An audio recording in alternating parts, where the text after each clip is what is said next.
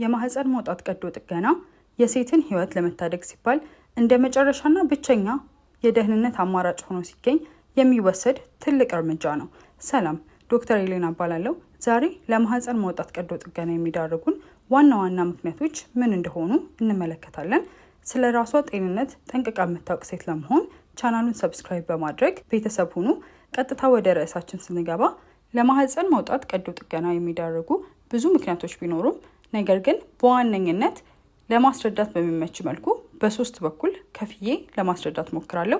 የመጀመሪያው ከካንሰር ጋር የተያያዙ ምክንያቶች ሲሆኑ የካንሰር ህዋሳት በማህፀን በር ወይንም በእንቁሊጢ ወይንም ኦቫሪ በምንለው አካባቢ ሲገኙ በሽታው ወደ ሌሎች የሰውነት ክፍሎች ተሰራጭቶ ህይወትን እንዳያጠፋ በፍጥነት መወሰድ ያለበት እርምጃ ሆኖ ሲገኝ ቀዶ ጥገናው የሚከናወን ሲሆን ካንሰሩን ከምንጩ ለማስወገድና ስርጭቱን ለመግታት የሚደረግ ሂደት ነው።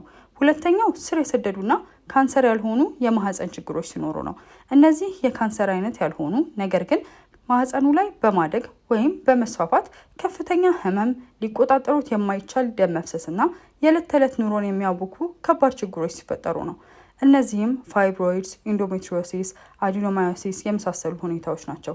እነዚህም ለረጅም ጊዜ ሴቷን የሚያሰቃዩ ሲሆኑና በመድኃኒትም ደግሞ ምንም አይነት ለውጥ የማያመጡ ከሆነ የሴቷን ህይወት ጥራት ለመጠበቅ ሲባል ቀዶ ጥገናው አስፈላጊ ይሆናል ማለት ነው። ሌላኛው በዚህ ምድብ የሚካተተው ደግሞ በሴቶች የውስጣዊ የመራቢያ አካላት ላይ የሚፈጠር ኢንፌክሽን ወይንም PID የምንለው ነገር ሲሆን ይህ በባክቴሪያ የሚከሰትና ለረጅም ጊዜ የሚቆይ የማህፀን አካባቢ ህመም ነው። ይህም በጣም ከልክ ያለፈ ደረጃ ላይ ሲደርስ የማህፀን መውጣትን ሊያስፈልግ ይችላል ማለት ነው።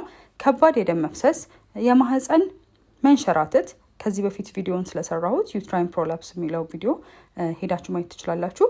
ሶስተኛ በእርግዝናና በወሊድ ወቅት የሚከሰቱ ድንገተኛ ሁኔታዎች። እነዚህ በአብዛኛውን ጊዜ በወሊድ ጊዜ ወይንም ደግሞ በምጥ ሰዓት የሚከሰቱ እና በሴቷ ላይ በሰከንዶች ውስጥ አደጋ የሚጥሉ አስጨናቂ ሁኔታዎች ናቸው። እነዚህ ነገሮች ታዲያ ሲፈጠሩ ለሴቷ ህይወት ቅድሚያ መስጠት ስለሚያስፈልግ በአፋጣኝ የሚወሰን ውሳኔ ነው። ከዚህ በፊት ያየናቸው ሁለቱ ታስቦበት ምርመራ ተደርጎ በሌሎች መድኃኒቶች ተሞክሮ እነዛ ነገሮች አልሆን ሲሉ ታስቦበት የሚደረግ የቀዶ ሕክምና ሂደት ሲሆን ይህንኛው ግን በዛ ሰዓት ላይ ግዴታ ውሳኔ መወሰን የሚያስፈልግና በዛ ሰዓት ላይ እርምጃ ሊደረግበት የሚገባ በወቅቱ ትክክለኛ እርምጃ ካልተወሰደ የሴቷን ህይወት ሊያጠፉ ከሚችሉ ምክንያቶች ውስጥ ነው። አንደኛው ከባድ የወሊድ ደም መፍሰስ ሲሆን ከወሊድ በኋላ የሚከሰትና በምንም አይነት መንገድ መቆጣጠር ያልተቻለ ለሞት የሚዳርግ ደም መፍሰስ ሲኖር ቀጥታ ደሙ እየመጣ ያለው ከማህፀኑ ስለሚሆን ማህፀኑን ማውጣት ለሴቷ ህይወት ቀጥታ መፍትሄ ይሆናል ማለት ነው። ሌላኛው የእንግዴ ልጅ መጣበቅ ነው። የእንግዴ ልጅ ወደ ማህፀን ግድግዳ በጣም በጥልቀት ሲጣበቅ በወሊድ ወቅት ተመልሶ ከፍተኛ የሆነ ደም መፍሰስ እንዲፈጠር ስለሚያደርግ ያው ይህም ከመጀመሪያው ምክንያት ጋር ተመሳሳይ ነው። ሌላኛው የማህፀን መተርተር ነው። አንድ ሴት በምጥ ወቅት በጣም በምታምጥበት ጊዜ እንዲሁም ሌሎች አስቀድሞ በጤናዋ ላይ የነበሩ ችግሮች ካሉ ማህፀኗ ሊተረተር ይችላል።